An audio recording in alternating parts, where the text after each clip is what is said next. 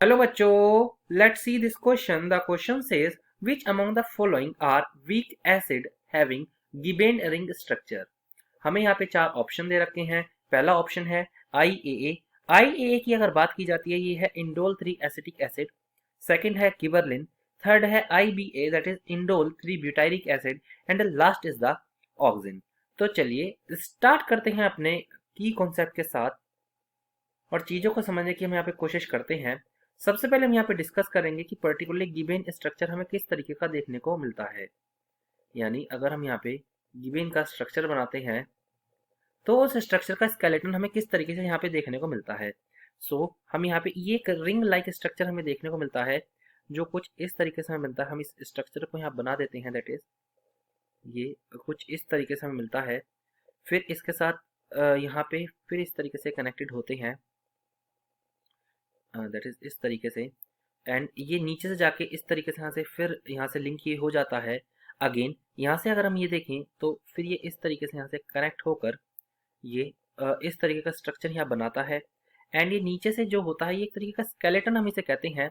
हम इसे यहाँ पे स्केलेटन देखने को हमें मिलता है, दैट इज हम इसे अगर देखें तो यहाँ से इस तरीके से कनेक्ट होके इस तरीके से हमें देखने को मिलता है। एंड साथ ही साथ में अगर हम इसमें देखते हैं तो ये जो पर्टिकुलर इसकी लाइनिंग होती है वो इस तरीके से स्ट्रक्चर्स में बनाती है, दैट इज इस तरीके से। और ये इस तरीके से हमें देखने को मिलता है। ये एक गिबेन का एक स्केलेटन हमें है, यानी एक इसे गिबेन स्ट्रक्चर भी कहा जाता है और इसे कई बार गिबेन स्केलेटन भी हमें देखने को ये मिलता है। अब हम पर्टिकुलर इसके बारे में बात करते हैं कि ये जनरली हमें कहाँ देखने को मिलता है।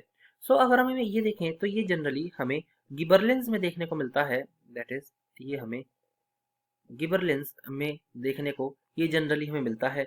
गिबरलिंस जो होते हैं पर्टिकुलरली वीक एसिड होते हैं, वीक एसिड्स होते हैं जिनके पास ये रिंग स्ट्रक्चर जनरली प्रेजेंट होता है।